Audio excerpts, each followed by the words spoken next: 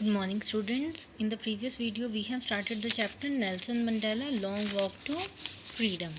So, two videos we have taken up to here, and from this paragraph, we are going to start.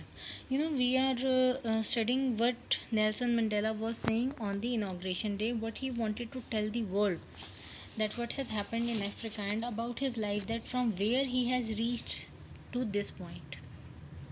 So it is from these comrades, about these people he is talking. They were his friends. It is from these comrades in the struggle that I learned the meaning of courage.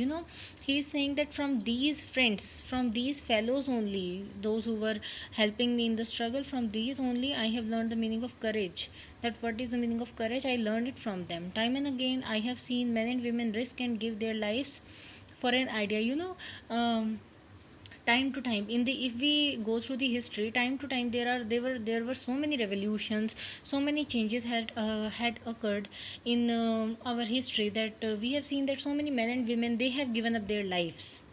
I have seen men stand up to attacks and torture without breaking, showing a strength and resilience that defies the imagination. He was saying that I have seen so many men, so many people. I have seen that they are standing, they are bearing the pain, they are standing up for the attacks and tortures, and they are so hard that no one can imagine, but still they have not broken up. They were showing strength. I learned it that courage was not the absence of fear, but the triumph over it. These are so beautiful lines. He is saying that from my struggle, I have learned it. I have understood that courage does not mean that we doesn't have any fear. We do not have any fear. But courage means to overcome that fear. That is a courage. The brave man is not he who does not feel afraid, but he who conquers that fear. Obviously, same thing he is saying. No one is born hating another person because of the color of his skin or his background or his religion. People must learn to hate, and if they can learn to hate, they can be taught to love. For love comes more naturally to the human heart than its opposite. Now these are again the beautiful lines. He is saying, when we are born, when we are quite young, when we are infants, we do not learn to hate. We do not hate anyone on the basis of their skin color, on the basis of their religion. Afterwards, in our life, in our by our experiences, by the things that we are being taught, from them only we learn to hate someone. Then he is saying, when hatred can be taught, then obviously love can also be taught, and teaching love to anyone is easier than teaching to hate. Even in the grimmest times in prison, he is telling that even in the hardest time, he is sharing his experience here. When the comrades and I were pushed to our limits, when our pain has gone to our last limits, then at that time also we haven't hated those people. For just for a second, I felt that there is goodness in everyone. Then these oral comprehension check is there, and this is very important to take up, because from these only you will be able to understand the chapter, and it will make the understanding of chapter easier for you. And when extract based question will come in your examination, then also it will be helpful for you. In life, every man has two obligations. What are obligations? Obligations are your moral responsibilities, moral foundations. You are morally bound to do something. Two obligations: obligation to his family, to his parents, to his wife and children. And he has an obligation to his people, its community, his country. Two obligations: one for the family, another one for the country. In family, parents, wife, children are included. In country, people around him, his community, everyone is being included. So two obligations are there for everyone. In a civil and humane society, each man is able to fulfill those obligations according to his own inclination and ability. When society is nice, when society is kind, humanity based society is there, then each person is able to fulfill these two obligations according to the ability of a person. But in a country like South Africa, in South Africa conditions were different. It was almost impossible for a man of my birth and color to fulfill both of those obligations.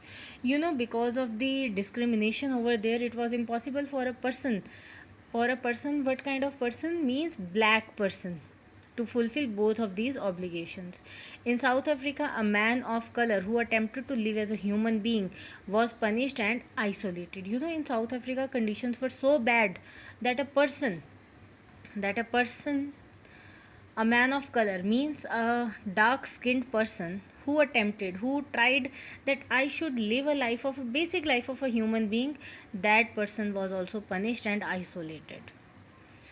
In South Africa, a man who tried to fulfill his duty to his people were inevitably ripped from his family and his home and were forced to live a life apart, a twilight existence of secrecy and rebellion. So here also he is telling his experiences, that if someone tried to do his duty for the nation, that person has taken away from the family, and he was taken as a rebellion. So very bad conditions were there in South Africa. I did not in the beginning chose to place my people above my family. In the beginning I was also a normal kind of person. I loved my family, but in the beginning it was not like that I was serving my community at first.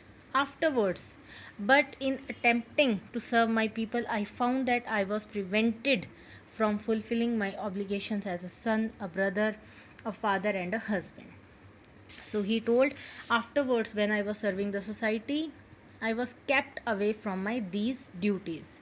I was not born with hunger to be free. When I was born, when I was quite young, I was not like that I want freedom. My life was normal.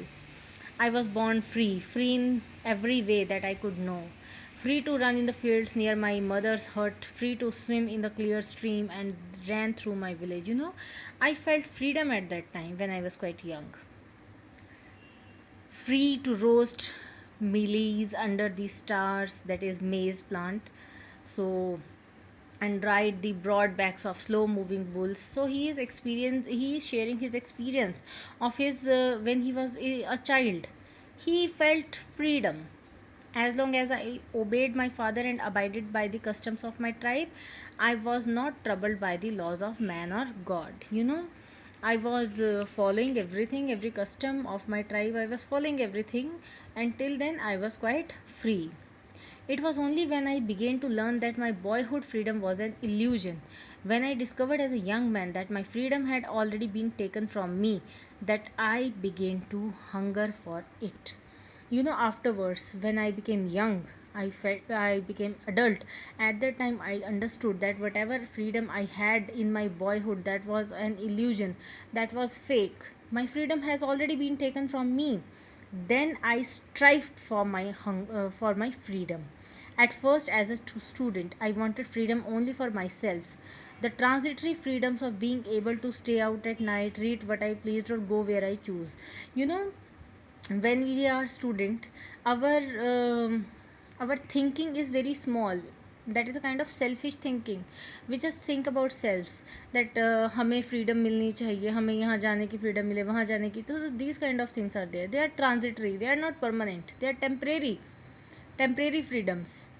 Later, as a young man in Johannesburg, I yearned for the basic and honorable freedom of achieving my potential or earning my keep, of marrying and having a family, the freedom not to be obstructed in a lawful life. So, when I became a young man in Johannesburg, my idea of freedom changed. But then I slowly saw that not only was I not free, but my brothers and sisters were not free. Then I realized afterward I realized that it was not only me who wasn't free. My brothers and sisters, they are also like that. I saw that it was not just my freedom that was curtailed, but the freedom of everyone who looked like I did. So he realized It was not only me whose freedom is reduced, but everyone who looked like me, means black skin, their freedom was not given to them. That is when I joined the African National Congress, and that is when the hunger for my own freedom became the greater hunger for the freedom of my people. Now this is a transition from selfishness to the service to the nation. It was the desire for the freedom of my people to live their lives with dignity and self respect that animated my life. Now I desired for the freedom that my people should also have dignity and self respect. They must have their lives full of dignity and self respect. So students, up to here only we will study today. In the next video we will complete the chapter. So revise the chapter and do that oral check questions. Thank you students, have a nice day.